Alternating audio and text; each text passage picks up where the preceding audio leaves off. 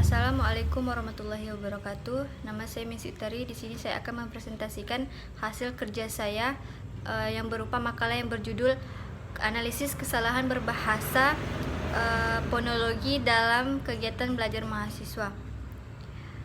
Baik, yang pertama pendahuluan. Di dalam pendahuluan ada latar belakang. Latar belakang. Berbahasa merupakan suatu kegiatan yang dilakukan manusia dengan manusia yang lain. Kegiatan berbahasa ini bisa terbentuk tulisan maupun lisan. Dengan berbahasa yang baik, kita dapat menyampaikan sesuatu kepada orang lain dan orang lain akan mengerti apa yang akan kita sampaikan. Kesalahan berbahasa tidak sama dengan kekeliruan berbahasa. Keduanya memang memiliki persamaan, tetapi tidak memiliki bentuk yang sama. Yang selanjutnya rumusan masalah yang saya ambil.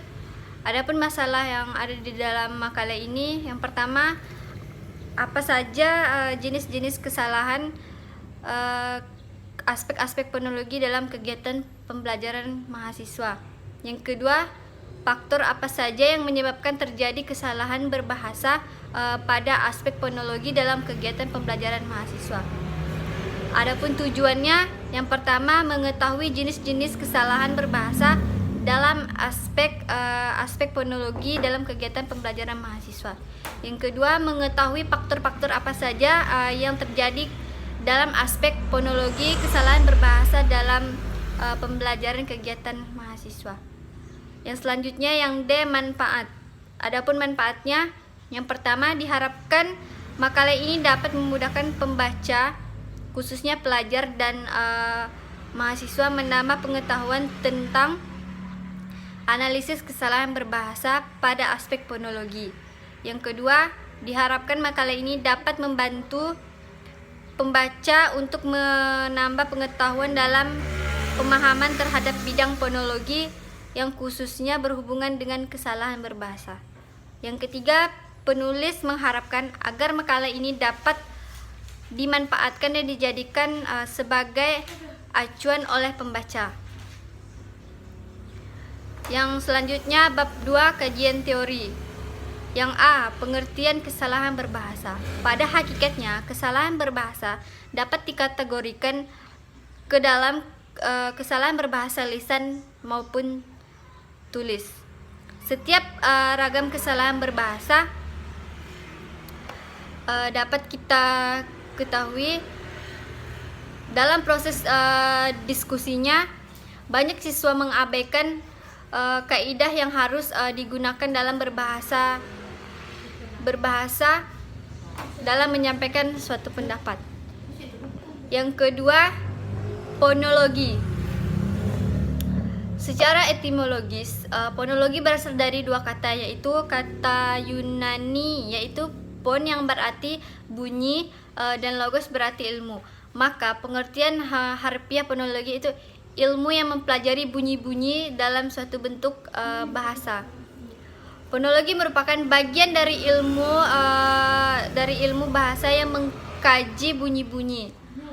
Objek kajian fonologi yang pertama adalah bunyi bahasa pon yang disebut dengan tata bunyi atau fonetik.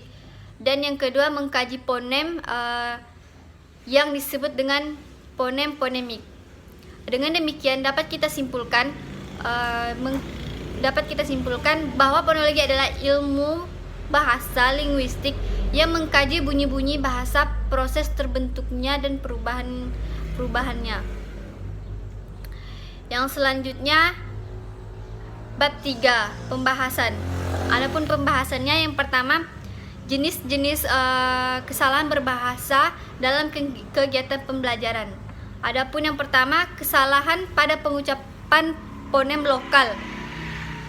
Fonem yang diucapkan yang terutama A dan E.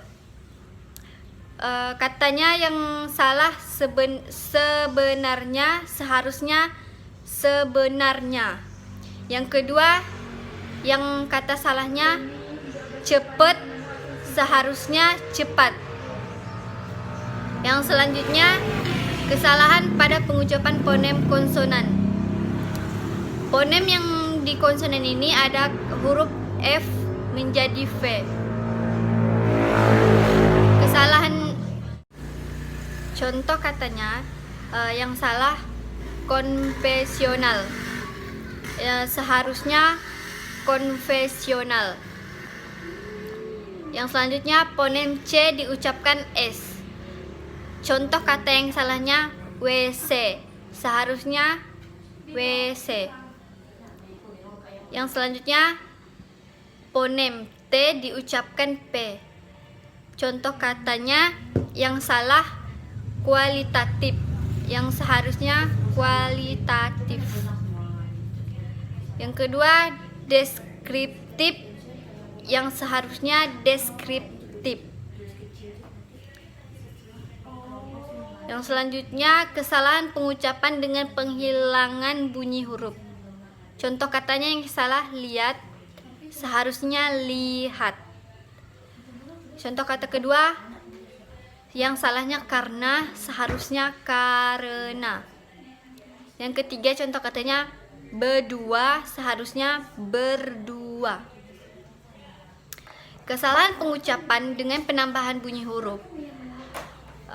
Contoh katanya standar, seharusnya standar. Yang kedua juga, seharusnya juga. Selanjutnya yang B, faktor-faktor terjadinya kesalahan berbahasa dalam bidang fonologi dalam kegiatan pembelajaran mahasiswa. Adapun kesalahannya, yang pertama pembawaan bahasa daerah.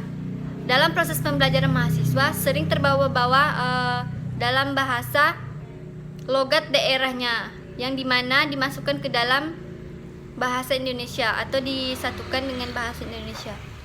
Yang kedua kebiasaan. Kebiasaan merupakan faktor yang sering terjadi karena terbiasa dalam kegiatan sehari-hari menggunakan bahasa tidak baku beserta bersama teman sebaya mahasiswa dalam kegiatan belajar sering menggunakan bahasa tidak baku. Yang selanjutnya ketidaktahuan. Terkadang orang melakukan kesalahan berbahasa karena faktor ketidaktahuan. Dia tidak tahu bahwa bahasa yang selama ini diucapkannya itu salah. Yang terakhir penutup.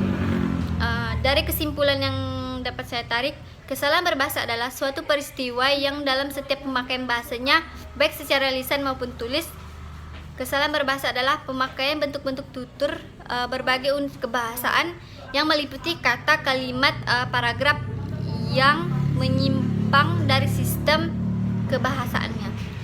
Jenis-jenis kesalahan berbahasa ada 5. Yang pertama kesalahan pengucapan vokal fonem lokal, kesalahan pengucapan fonem konsonan, pengucapan pada kata bentuk tidak baku, kesalahan pengucapan dan penghilangan bunyi huruf.